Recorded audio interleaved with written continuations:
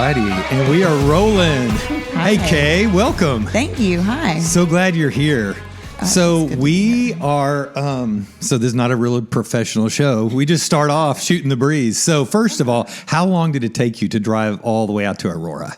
48 minutes from my Oh, place. man. Yeah. No, it's not. Yeah, I feel bad. Well, no, when you think about where we met, right at Cactus, it's really only that much more further from my house. Okay, so speaking of where we met, so this is Kay Smith, everybody. Welcome to the Long Haul Marriage Roadcast. And we met at Cactus Canyon in Argyle. We did. And it's so cool. All of our listeners know that's one of our favorite places to go. We go a lot.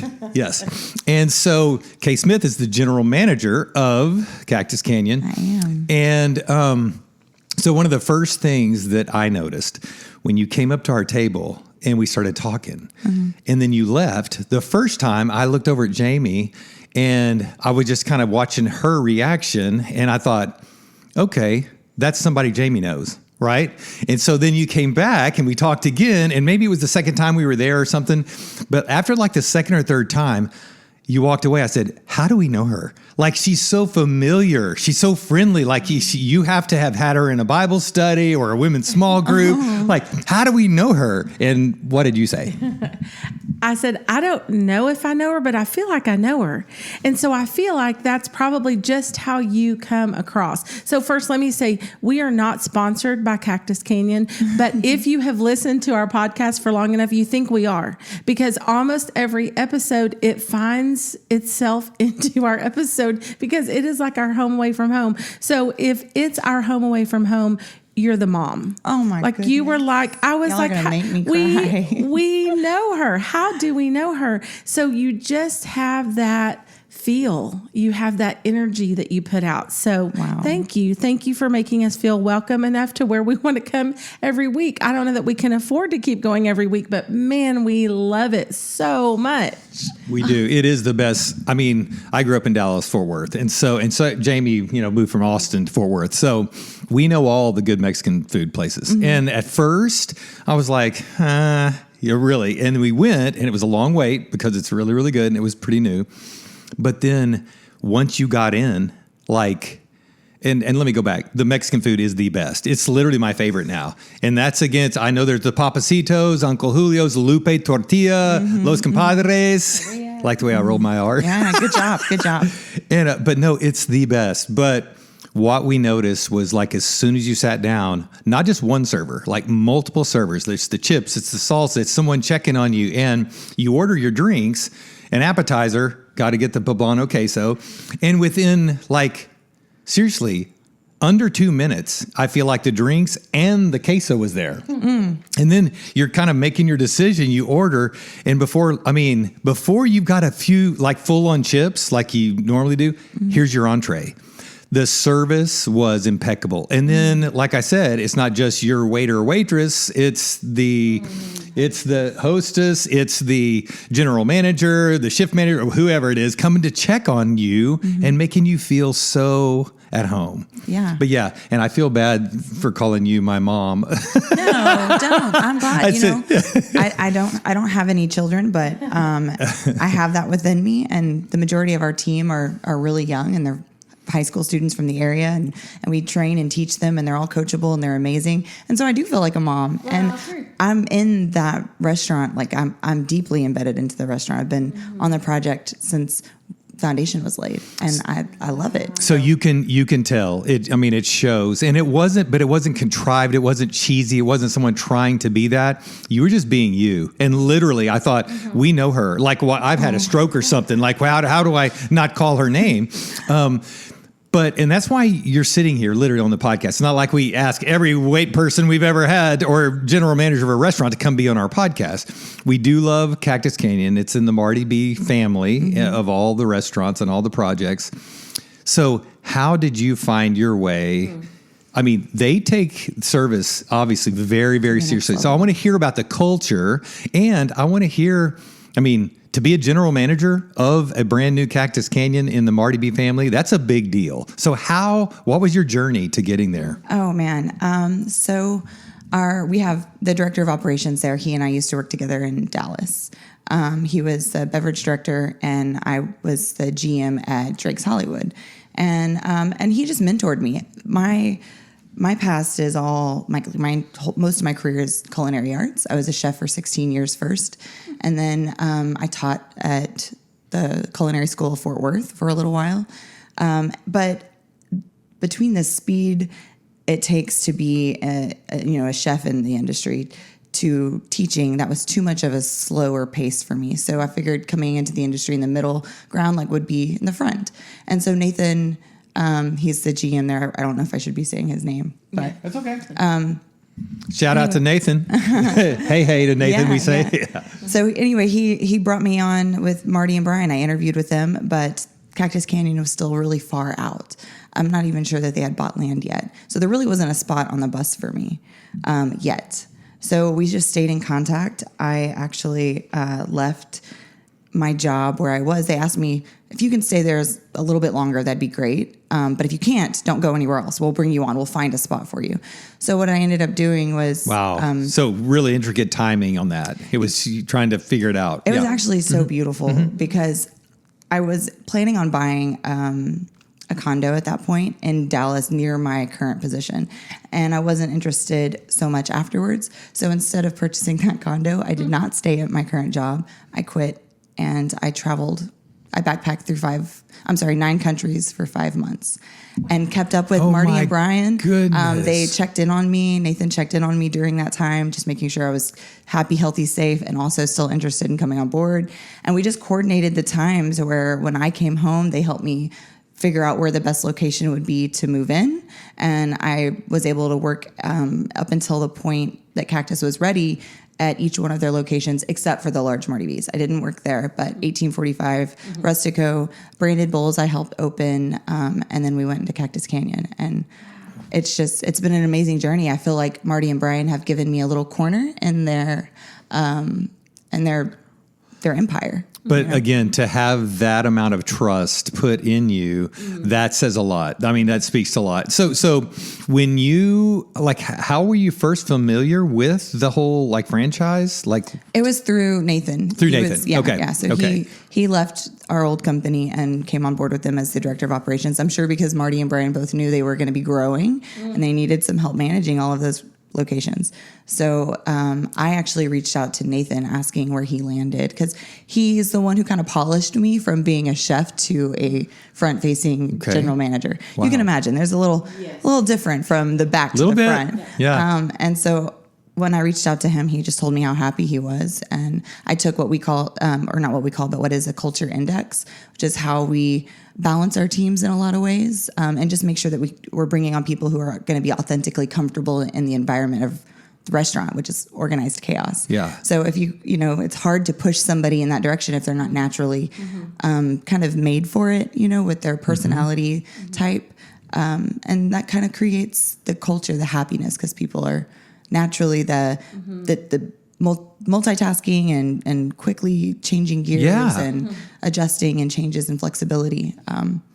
So, I remember it's like every church in America. We used to work at a church full time, and they all, somewhere down the road, most of the large evangelical kind of mega churches adopted the whole leadership network and, hey, let's go learn how Chick-fil-A does their franchise model when people were going multi-site. So we learned a lot about the Chick-fil-A culture, the my pleasure. So there is definitely a distinct culture at Marty B's. So if you had to boil it down into the easy elevator speech, to let us in on what it is that makes the secret sauce of Marty B's, of Cactus Canyon. What would it be? It's hospitality. I'm sorry, water went down the wrong pipe. You're fine. No problem. I can edit out that cough. Yeah, I won't, but I can. It doesn't bother me. It's hospitality. Yeah. 22 years in the industry is what I have. And most places tend to forget that we're not just in food and beverage. We're not just in service. We are in the hospitality industry. And people forget what that means. Yes. And a lot of the things that I've come across through traveling helped me really understand what that is. That's acceptance and of everyone walking in your door, treating you like you call it, me, the mom there, that's my house. And I want you to, and just like you guys are so welcoming, bringing me into your house, giving me, offering me espresso and water and a comfortable place to sit, I'm going to do the same thing. And you need to know that it's genuine. If it feels forced, then people can sense energy, right? So it's really taking that hospitality and being genuine, and that all starts with hiring the right people, right? Yes. So they are genuinely interested in making sure you are having a great time and celebrating, and it's a special moment. One of the things I like to tell the people in our orientation is there's so many differences across the whole world between who we are as human beings, for everything from religion and style to culture and food and language, all these differences. But it doesn't matter if you're the smallest tribe that's uncharted in the Amazons or living in New York City. One thing that we all do naturally, it's just engraved in who we are, is break bread together, right? And so what kind of special moments that we have to make an impact for people walking in and leaving. And that's a beautiful thing. We are in that industry. Wow. Yeah, I just love that. Because I knew hospitality is going to be a buzzword. This is the master of hospitality. But when you say that breaking bread, it doesn't have to be in a religious context. Many people put it there, but it is when you look at everything as spiritual, because like you said, no matter if you're in New York or the Amazon, you're a human being. And breaking bread is this sacred act of sharing a meal around, a fire. That's where stories were told. That's where values and priorities are passed down. That's where, I got chills. Yes. That's where people connect. And it is over that thing that you're consuming, you're putting things in that is literally giving you life or taking life from you. So, and it's very interesting when you look at it that way. It's not about, people argue about the elements in religious services, putting them in. It's not about these things transforming the elements. It's about, are you being transformed? Right. And so much of that is about the company you're with. And we hurry through. We don't appreciate, we're not grateful for what's giving us this sustenance that we put in our bodies. And so many times we just rush through, or people, and you see it, what's so sad, people are staring at their phones. They're not even connecting over this meal. Right. So anyway, that breaking bread, I love it. Yeah. I just had to comment on that. So I'm sure you've heard of or have read the book Unreasonable Hospitality. Oh, it's in our office. Love it. Absolutely. Love it. I quote it in our orientations. It just hit me so deep down. I just resonated with so much. The power of giving people more than they expect. I feel like when we can grasp that, whether it's into your home, into your restaurant, into your store, if you can practice unreasonable hospitality, giving people more than they expect, man, they will keep coming back for more every single time. And I've always said, goodness, Marty, whatever he touches turns to gold. A lot of people say that. I mean, it is really about him and his heart. It really does come from the leadership on down. But you guys he has aligned not just, other people work, but all of his leaders. So in you, I mean, I am so amazed at what I see in you and how you drew us in, and you continue to draw us in. And so now, even in this podcast, hearing things that we don't even know you. Like, I thought, wow, she's really brave. What if we are killers, murderers, rapists? It came with the 5 months of backpacking. So I have a good sense of energy. She just came into our home today and said, sure, let me, I love doing podcasts. Let's get together. Let's do a podcast. But just to now even hear, I can't wait to dig into the part of your life that we know nothing about, which is everything. We don't know anything about you, but we felt like we knew you so much. So thank you for practicing that unreasonable hospitality. And so if anyone listening is in, reasonable distance to go to Cactus Canyon, you need to, just for the feel that we leave feeling better every single time. Thank you. It's one of those deals, seriously, that when I think about going, I get Probably too excited. I get too excited when I know I'm going to Cactus Canyon to eat on a Thursday night. Yeah. It's just, but it is more than the food. I mean, again, it's great food, but it's this experience. And every time we just feel the warmth. It's like, who are we going to meet? Who are we going to talk to? And I remember the last time that you came and we talked at our table, it felt like we wanted to just invite you to sit down. Like literally, why don't you just sit down and eat with us?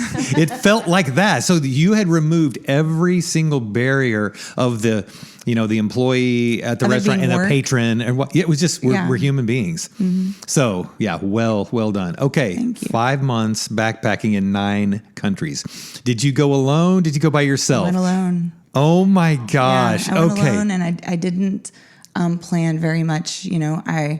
As I met people. I wanted to be transformed through the experience, but I was very open to how that might look. There were things that I thought that were for sure going to happen that I wanted to do, but I just followed my heart and felt God's presence. I did every step of the way, and I met some of the most incredible people. And I started in Switzerland with a girl that I had met through a travel channel on Facebook. And she's from California. We were both going to do the backpacking thing. So we met up in Switzerland, and we traveled together for a little while through Switzerland and Italy. And her cousin came with us. It was just an amazing time. But then we split up, met some other people, we did our own thing. I went through Spain, France, Austria, Greece, and just met amazing people all along the way. The only place I had planned for sure was to leave Europe on November 11th. 11/11 is a big, beautiful number for me. Mm. And I was born at 11:11 a.m. Oh. And it's just one of the numbers things, right? So I left and went to India. And then I spent 1 month traveling from the top of India down to the bottom. Wow.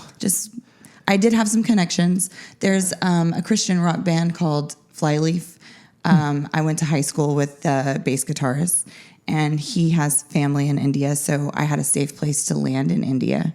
And then in Austria, I'd met some people from India, so I eventually left that house and traveled through and saw the Taj Mahal. And yes, the Taj. Yeah, yes. Went to Kabini and traveled through the back channels, the rivers. It was amazing. It just amazing. And then I left India and went to Thailand. Spent a week in Bangkok, met up with my best friend who I mentioned earlier when I got here. She has the Nespresso machine. Okay. We met up in Thailand for her 40th birthday, had a great week in Bangkok, and then I spent 3 weeks just island hopping after that.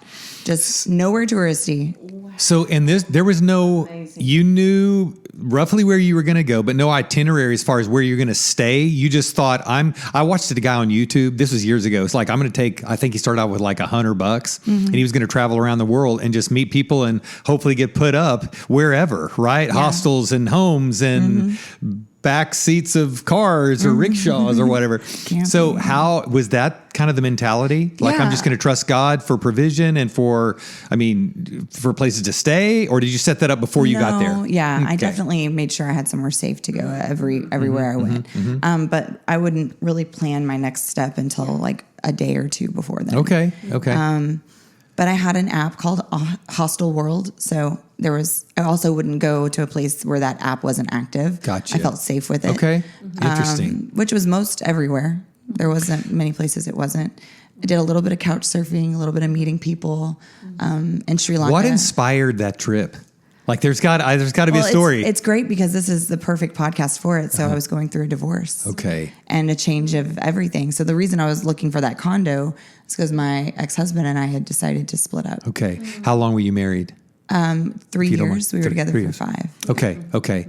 And so this was how many years ago that you... In 2022. Okay. So you had just gone through this divorce and you thought, it's now or never. I need to heal, find myself, travel, all the things, right? Mm-hmm. So what was the one thing that pushed you like over the edge? Thought it's like, I'm going to do this now. Oh, okay. So it goes back to the 11/11 thing. Okay. So born at 11:11 a.m. on November. No, okay. In July. It was just on 11/11 a.m. Okay. But big monumental things have happened. I grew up with a single mom. And I met like my mentor when I was 13, still to this day. I talk to her twice a week at least. Wow. And her birthday is November 11th. Wow. So just, there's little things throughout my life. But anyway, I was trying to get that condo, and I had gotten a phone call. I was at work. It was the end of the evening. We were closing. We were getting ready to close. All the servers were closing up. And my real estate agent called me, and he had said, hey, I know like we felt really positive about this, but there was an all cash offer that came and took you off. Well, at this point, my ex and I were done. The house was done. Like I was banking on that. And so I was kind of frustrated, and I walked outside in our back dock area, and I just kind of started talking to God, like, I'm missing something. This is not generally how my life works out, where I'm at a crossroads, and I'm not even at a crossroads. I just don't know what to do. And I knew that my time was ending at my current position also because I'd already talked to Marty and Brian. So I was outside, and as I was talking to God, the thought, there's a difference between thinking and thoughts. I feel when thoughts come into your mind, that's divine intervention. And then we as human beings think and turn it into whatever it may be. We ruminate, take it captive, or dismiss it, Right. whatever. Choose to do what it is, Right, but it's something that comes to you. Yeah. So I thought to myself, traveling, you're going to just take the money and run. And so I fantasized about it for all of about 30 seconds. And then I thought, oh, okay, I got to get back inside. I'm working. And I looked down at my watch, and it was 11:11. And I said, wow. I'm traveling. I literally walked back inside and started looking at the world map. Wow. Sold 90% of my stuff. I put in a 30-day notice to my job, finished the 30 days, used those 30 days to get things in order. I sold almost everything except for things that were really near and dear to my heart and my car. And then I just got a ride to the airport. Wow. So I know.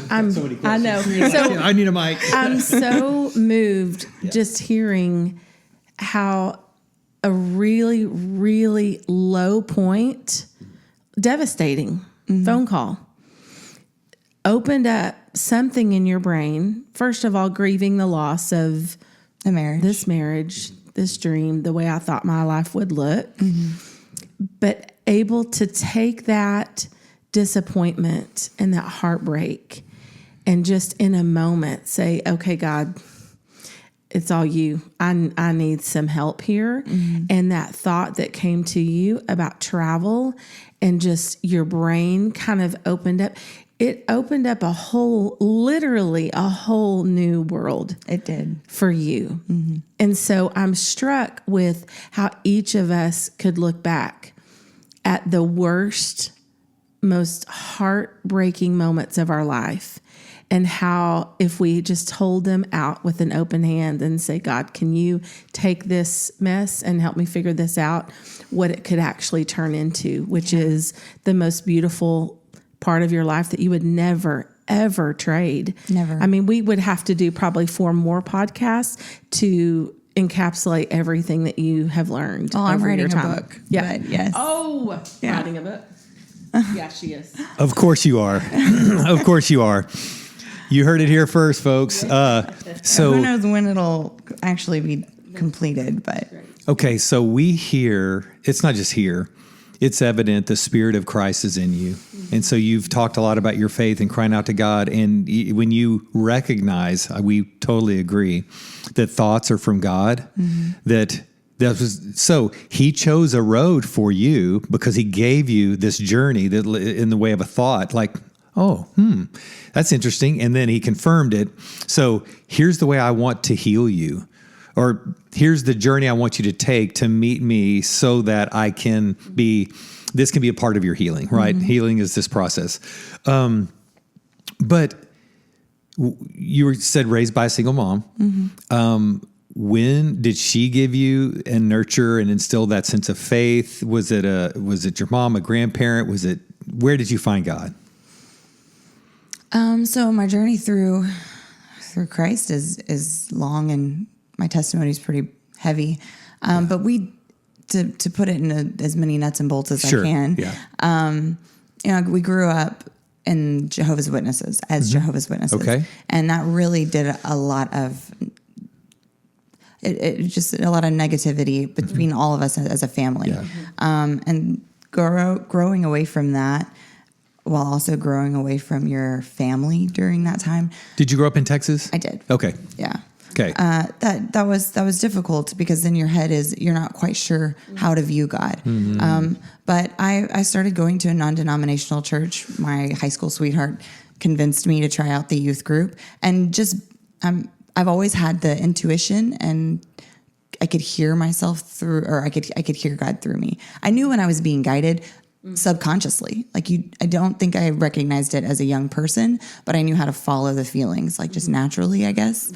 And God speaks to us through many different ways. It's up to us to figure out how to hear it or how we follow it. But and I love, sorry, I have to say this. We are so tracking, when you called it intuition and you said it sounded basically a lot like me, because you are the manifest presence of God. And that's New Testament theology. People get weirded out, but he literally chose to manifest through you. Yes. He created Kay in his image and said, it is good. Yes. So of course, and we're still thinking he's out there. He's here. Christ. So in the beginning was the Word with God, Word was God and became flesh and dwelt among us, right? Okay, thank you, Emmanuel, God with us, Jesus. But he went further. He said, I'm going away, and the new temple where I'm going to reside is in where? Not the temple made of hands, but in you. And this is not this overly hyper-religious thing. It's this recognition. And you, again, I love the word intuition. You felt it deeply, like he's speaking to me, and he sounds a lot like me because he's in me. Yeah. Okay. Yeah. So. Yeah, no, you're right. I mean, it comes through, yeah. And through that, you begin to trust yourself. So anytime that you associate that feeling, you've proven it through yourself. Wow. Yes. And so there was just some really special moments through my very first interaction with a non-denominational church versus a Kingdom Hall, where it was a youth group, and the youth pastor just so happened to start talking about Jehovah's Witnesses, like that his family used to be a Jehovah's Witness. And I thought my boyfriend put him up to it. I was so mad. Right. I was like, this is sleazy, right? But it turns out that's not how things were at all. And it was just this message that God was trying to guide me through. Yeah. Right. But yeah, I mean, my mom delivered a lot of teaching through me just from her own experiences and her heart. Still to this day, and I've met a lot of people. I don't think there's anybody that's ever been through so much in their lives than my mama did. Wow. I mean, and so she'll be a big part of your book, right? Right. Yeah, of course. And for her to still have the heart that she does, and the love and the care, and just being she's still so pure in so many ways. So through just these little bits and pieces throughout my life, kind of is what brought me to God. Wow.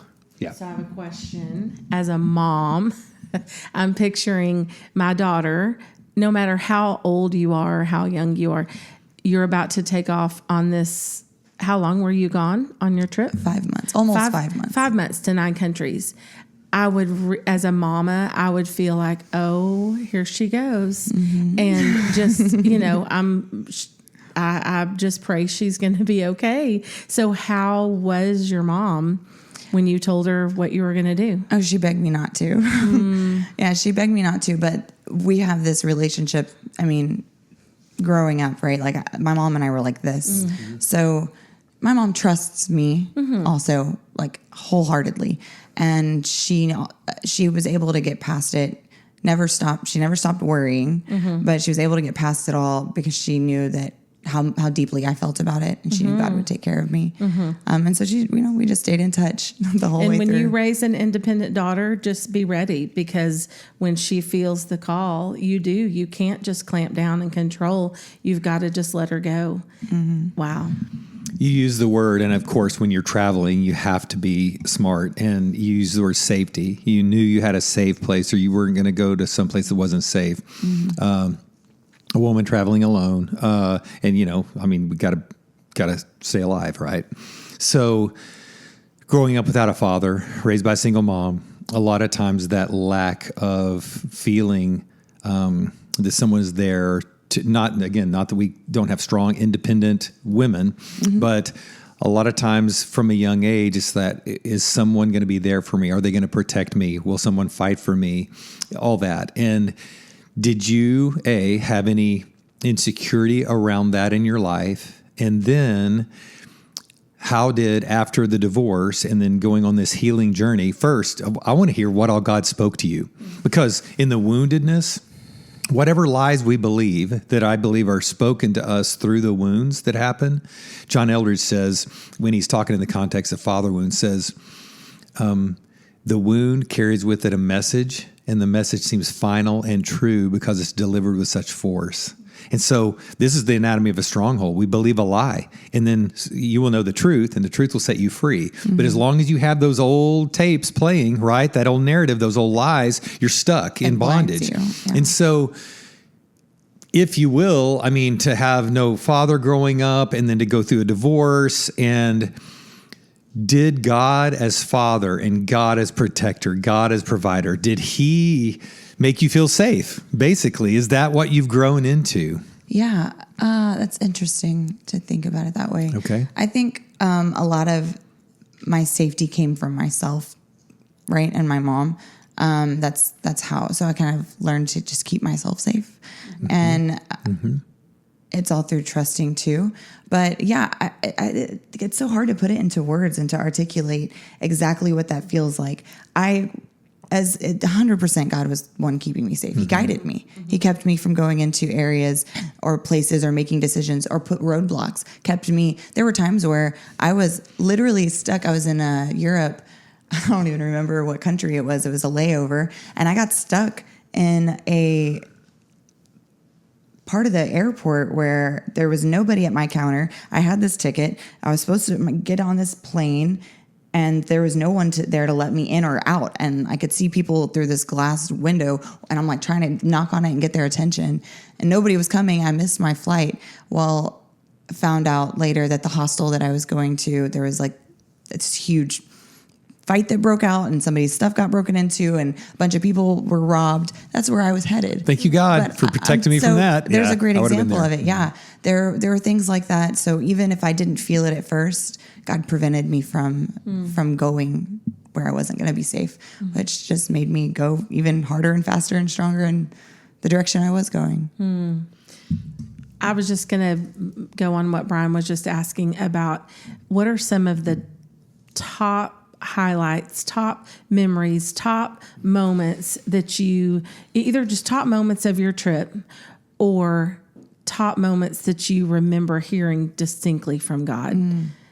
He, gave you a thought, changed your mind, changed your heart, healed you in a moment? Yeah, I've got two that come to mind.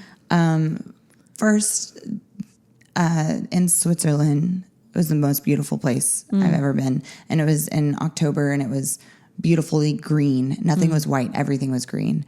And one of the things I constantly practiced was being in the moment. Whatever was going on, I was 100% in that moment.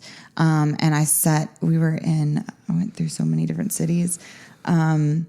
There's 72 waterfalls, and it's near Grindelwald, Switzerland.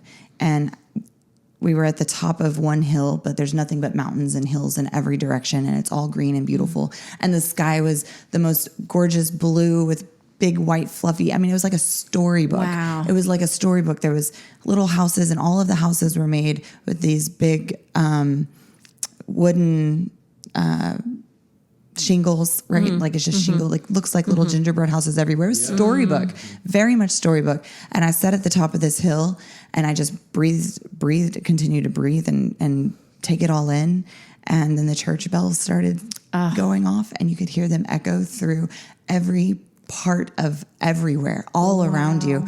And there was, I know it sounds crazy, but I'm just telling you, there were like peach trees right next to us and apple trees, and we were like able to just pull them right off and eat them. I felt like I was in the Garden of Eden. Yes. I felt like I was surrounded by God, and I was exactly where I was supposed to be. And that was a beautiful moment. I've got videos and all kinds of things I could share. But then there was one for safety where I like physically, or I don't know how you would say it, but I heard God get me out of danger. Definitely don't want to go into the story because it's pretty heavy, but woke me up from a dead sleep saying, I know my name's Kay, but my real name is Christine. Just in my ear, Christine, get up.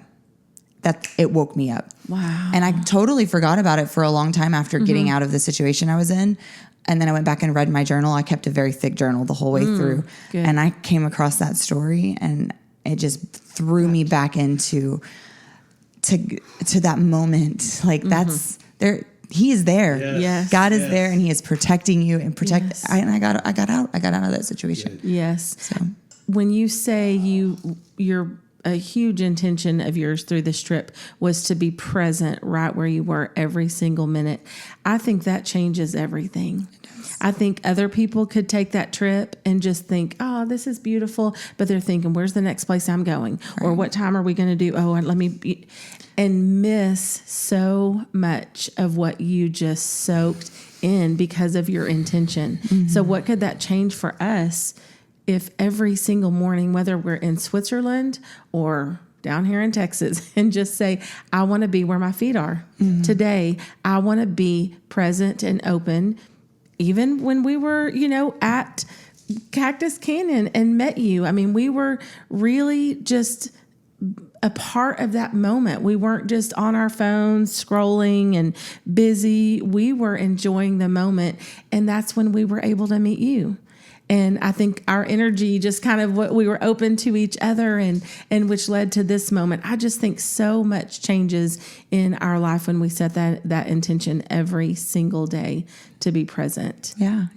At least take some time out of every day to be present in the moment.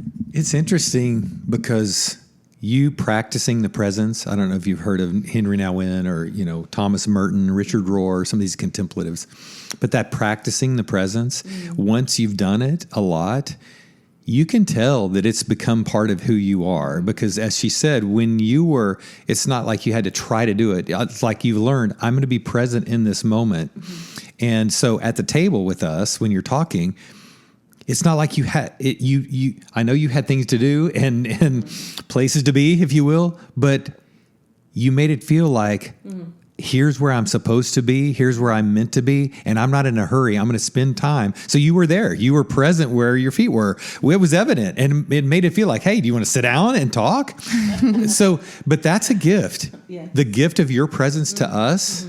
And obviously, if you trust that God is where you are, see, that's the deal. He's not out there, right? We just miss that. If he's here, if he's internal, and he's going to provide for you, he's going to protect you, he's going to, speak to you when you need to be warned. Christina, wake up. Yeah. Christina? Christine. Yeah. Okay, I'm going to go K. I started going by K Christine many with a years K. ago, yeah. But that is it for us. It's like learning to practice the presence and be okay with that. I think we're all in a hurry. We're all distracted. We're all have this FOMO. We think we need to be anywhere else other than where we are. And that peace that comes with not being in a hurry and not needing to be anywhere else, that just shows, again, the internal trust you have that this is where God is.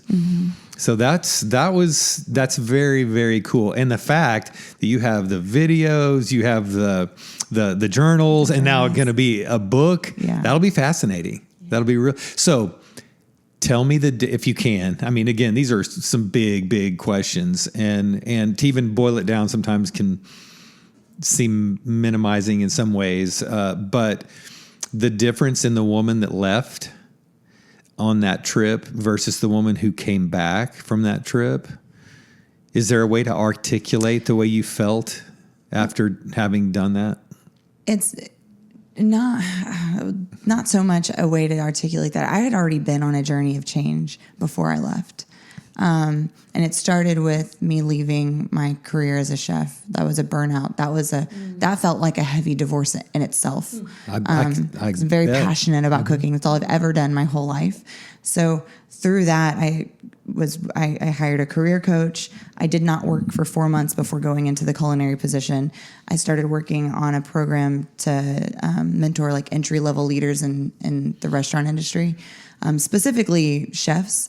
And that right there is where a lot of my mindset change started happening, which is why I feel like I was capable of having that open mind to just go and travel.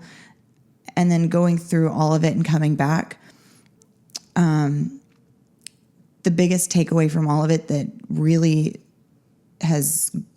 was a seed and continued to grow in me is understanding that, like earlier you were talking about the truth will set you free. Well, the truth can be viewed in a million different ways, and perception is what the reality is.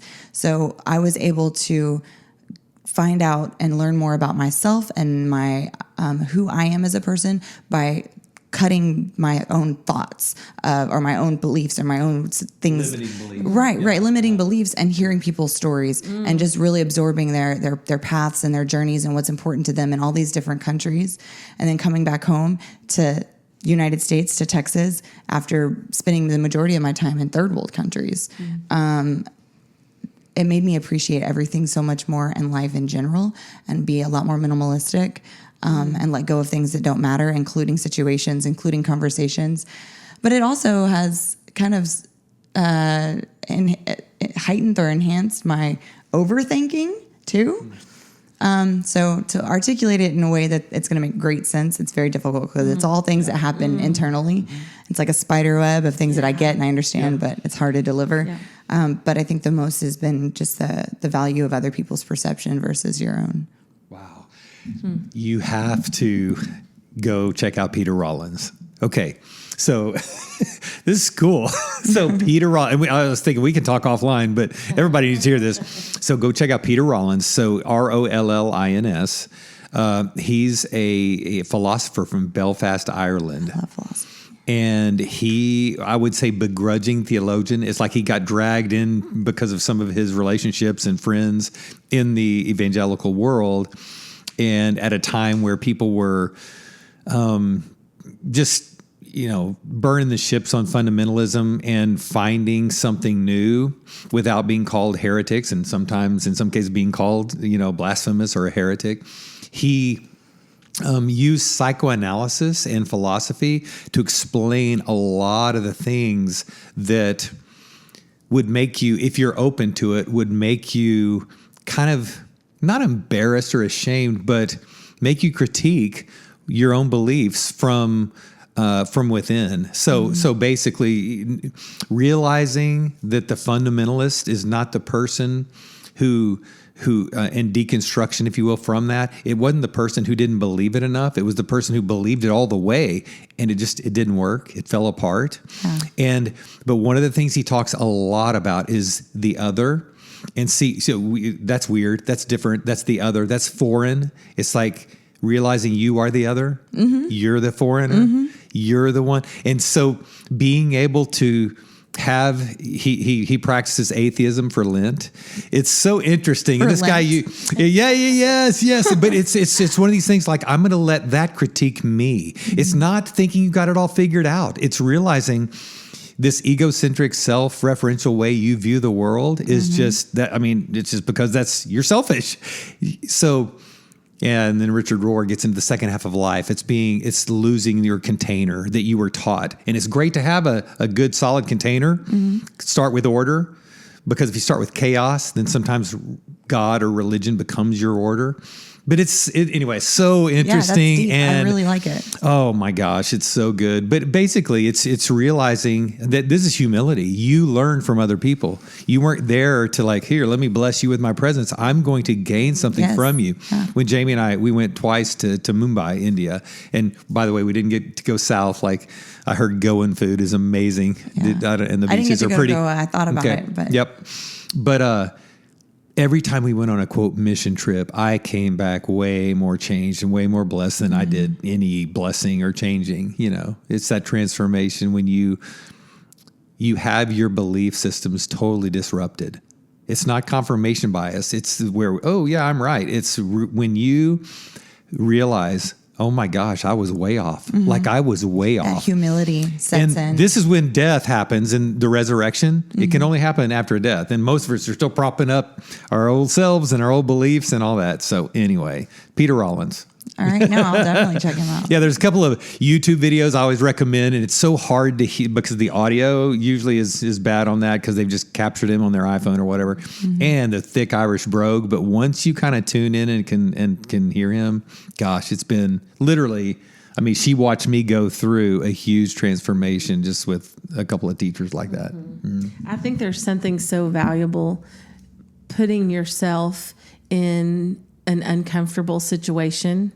You know, we talk a lot about every morning we start off in the cold plunge for 3 minutes, putting ourselves in a freezing cold water to say, this is going to represent what I am going to choose to do with my life. I'm going to intentionally put myself in uncomfortable situations because so much growth can happen when you put yourself in, you know, an uncomfy situation, which is pretty much when you decide I'm going to go to 9 different countries in 5 months. I am literally leaving my comfort zone. You know, we can stay in our homes and we can have our little routines and our schedules. And, you know, that feels so good. And it really does. It feels good. We're, you know, Feel safe. Yes. But to intentionally say, okay, I'm about to pull myself out of my roots and go to new places and not even really, even if you have a plan and an itinerary, even in that still feels like, I don't know where, I've never been to these places before. Well, then you just show up with like kind of making it up as you go along a little bit, you know?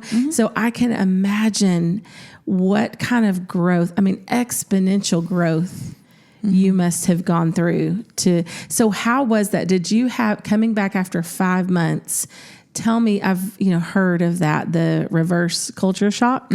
So what was that like coming back to Texas? To be honest with you, I missed home. Yeah, I definitely had felt homesick throughout my journey. Not enough to make me want to come back home too early, but in Sri Lanka was my last country, and I had an amazing time there, and I wish I could have stayed longer. I wanted to go to Bali after. I wanted to go to Indonesia, maybe even Australia, but that's a big chunk of land. But I fell on some hard times. I had lost my debit card, and I really needed that debit card. Well, I still had my travel credit card. Well, then I lost that. Oh my God. Yeah, it was wild. It wasn't all in Sri Lanka. The debit card was in Thailand, and I had my bank send me one to Sri Lanka because I knew I was going to go there next. And it landed. It showed it had landed in Sri Lanka, but then they sent it back as non-deliverable. And I was like, Great. It's not like it's just going down the street, you know, or the next city over. It was going all the way back to the United States. So thankfully, I had my emergency cash on me. Once that cash was over, it was time to go home.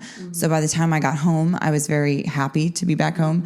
I remember flying over Dallas and seeing the Cowboy Stadium and seeing the Reunion Tower and seeing like all of our home. Yes, yeah. yes. And I love Texas. I'm born and raised in Texas. I'm Texas proud, you know, and the coolest thing too is that in all these different countries, you don't have to say United States, Texas. People know Texas everywhere you go. You just say Texas. You just say Texas. Yeah. So it was great to come home. Great. And I spent time traveling and visiting family before I actually settled and started working again. But yeah, I had learned so much through the different, Sri Lanka and India especially. And then island hopping and Thailand too. There's this simple ways of life, but even more so how hard people worked. And even more than that, how close they were with their family. Families live together, right? Not just mom and dad and kids. No, like aunts and uncles and it's the way it used to be everywhere. We've gotten so, especially in the U.S., post-Enlightenment, in the West, we've gotten away from that. Yeah. People are, I've seen some videos and stuff lately where people are getting back to that. They're buying big lots of communes. Land. Yeah. Yes. It's what she wants to do. All about it. Yeah. I love it. I love that idea. I always thought it would be cool to buy land and have a bunch of mini houses that you kind of like rent out or sell, and then have a community garden and everybody contributes to it. And I'm sure you've seen the tiny house documentary. I have seen a couple of Okay. And then what was the one on minimalism? Like another documentary? Just on that, when you said like less is more kind of thing, just downsizing and getting rid of stuff. So you can plead the fifth on any of these questions, but being a single woman in Dallas, Fort Worth, what's that experience like these days? Well, are you in the dating scene? I am now. Yeah. So, Okay. I was single the whole time since I came back home. I've dated, I've met people, but nothing that was long lasting. Right. But I was just talking to him on my way over here. I was like, it's so funny that this is the topic and the type of podcast I'm going to speak on, because if you would have asked me a month and a half ago, I probably would have been a little less loving. Open. Sounding, Okay. right? Yeah. Dating has been terrible. It's been terrible. And I feel like I've got a lot to say in a relationship, and just I want someone to witness my life with me. But between my career and where my mindset is, that pool of men that can, contribute to that is kind of small. Yeah. And not just small, but it's not just contributing to that, but are you going the same direction as me? You don't have to be going at the same speed. We can be going at different speeds, but in the same direction, because any other direction is going to yank me off of the path. A life vision. You want somebody that has, some alignment. Exactly. And so finding that has just been, but this guy came into Cactus a while back, and remembered me, and then came back like 2 weeks after that. And I, of course, went and said hello to him sitting at the table. He was on the patio, and I asked him what brought him out, and he said, "You did." Wow. Wow. What an answer. Wow. So, kaboom. Yeah, we've been dating for just, a little over 5 weeks, but I really like him, and he's very genuine, and we've had some pretty amazing deep conversations, which is that intellectual conversation, and then emotional intelligence, I think, means more to me than a lot of other things. Of course. Good. Yeah. So I just have to say, I feel like since you're kind of our mom, or maybe we're your mom and dad, I feel like we need to approve. Like we need to maybe we need to have a double date and just give him the stamp of approval. Oh, I think that would be fun. And I do premarital counseling. We both do premarital counseling. I know 2 really good wedding officiants. Hey, Marty Bees is throwing up the reserve. There right? you go. Yeah. There you go. We are 5 months or 5 weeks in. We're just joking. We're just joking. Yes. If he hears this, just joking. So for a lot of the younger, we have some good 20-something listeners, and we were just talking to one earlier today, and she was talking a little bit about the dating scene, this Hinge and Bumble and swiping left and swiping right. I had no patience for that. Okay, so tell me, give me some of your, for those people who are just finding it to be a shit show, can we say that on this podcast? Well, you did. The dating scene, just this nightmare. Like, what are some of the pitfalls and nightmare stories? We hear some. Okay, we I've see got some. a good story. Okay, yeah. I do. Okay, so this one's so crazy. So I did do a little bit of the online dating, right? Because I didn't, especially moving out here from Dallas, I didn't know anybody coming back home. So I went on this date with this guy. I think he was on Match.com. And first, he seemed successful. He seemed smart. We talked on the phone a couple of times. So we decided to do a brunch date. So there's 2 different, I got to give you some context before we go into the date. So I was just recently working at 1845. I just recently come back home from traveling. 1845 was the first restaurant in our concept or in our brand that I worked at. And there's a manager that works there that's really into a lot of different types of games. And there's one game that I used to play with my friends when I was much younger, when I was like 17, 18 years old, board game. And I could never remember the name of it growing up. And every so often, every year at least, there'd be a week or 2 where I'd be trying to find it. Typing in a description on Google or talking to somebody about it. There's these little aliens and then you attack each other and every card means something different. I don't know. So I'm talking to this manager at 1845 because he's such a gamer, and he's sitting there and we're talking about it, and he's Googling, is it this one? Is it this one? I'm like, no. So all of that conversation goes on, never finding the game. So then I go on this date with this guy and brunch, and he made me, I let him pick the place. I wanted him to pick the place. He picks the place across the street from his house, but it's 45 minutes from mine. Oh. He walked there. Not only that, this is just like the beginning, right? So rude. So not only was it that far of a drive for me, but it was in a shopping center that had a stadium with an event going on and was valet only. So I ended up in a valet line for 15, 20 minutes. It was just ridiculous. I was like, well, I should have just went home. Right. But I didn't. I parked. I went inside, and I was like, well, maybe the conversation will at least be good. Please let the conversation be good. And when I saw him, he did not look like his pictures. So of course, I've heard that before. Yeah. So there's that. He looked much older than his photos. But you know, the conversation was okay, right? It wasn't anything outstanding or crazy, but it was okay. Well, he had this big Great Dane, and he was like, do you want to come take my dog on a walk with me? I got to go let him out. I want to take him on a walk. And I'm like, okay. So we go across the street, pick up his dog. And while we're in there, he's like getting the harness on him and doing all the things. And he goes, oh, do you like to play games? And I was like, yeah, I love playing games. So he opens up his cabinet and there's the game. Oh, yes, right there front and center. I had like this attack. I was like, what? He was probably what? Yeah. Like, how did, you know? And so the game is called the Munchkin. Munchkin. Or Munchkin. But okay, yeah. Munchkin. And there's different variations of it. But it was like, so then I was intrigued. I was like, oh, remember we talk about little signs and things. I'm like, okay, so don't be so judgmental. Maybe this guy's something. There after all. I know. Not only is it a game I haven't played in years. Looking and searching. Just the night before, I was talking about it with another manager. So I took it serious and I was like, okay, so we'll hang out a bit longer then. So we take his dog on a walk. Bring his dog back upstairs. Then we go back down towards that shopping center to go have like appetizers and just kind of hang out. Well, I'm fine. I mean, I had a couple of cocktails. I'm not drunk by any means. And so did he. But suddenly he gets real pale and we're sitting at this table and he gets real quiet. And I'm like, are you okay? Yeah. And he's like, no, I'm fine. I'm just listening to you talk. And he's a big man. He's like 6'2", 6'3", big dude. And we're matching each other for drinks and I'm not drunk. So I don't know what's going on with this guy. And then he turns around, runs off the patio that we were on and violently pukes. For like 10 minutes. It felt like 10 minutes. It was long enough for me to text my friend and be like, this guy's throwing up. Stomach bug? I don't know if he took something. I don't know. But he just sat there and just let it out. All the people. Wretched. It was so embarrassing. I was like, I'm with this guy, but I am not with this guy. Yeah. Like, you know, like, good. Yes, it was awful. I'm like, why did you couldn't have run a little further? Like people can see you. Oh, God. Oh, it was just so embarrassing. Womp womp. Yeah. And I was like, okay, well, I'm going to let you go. I hope you feel better.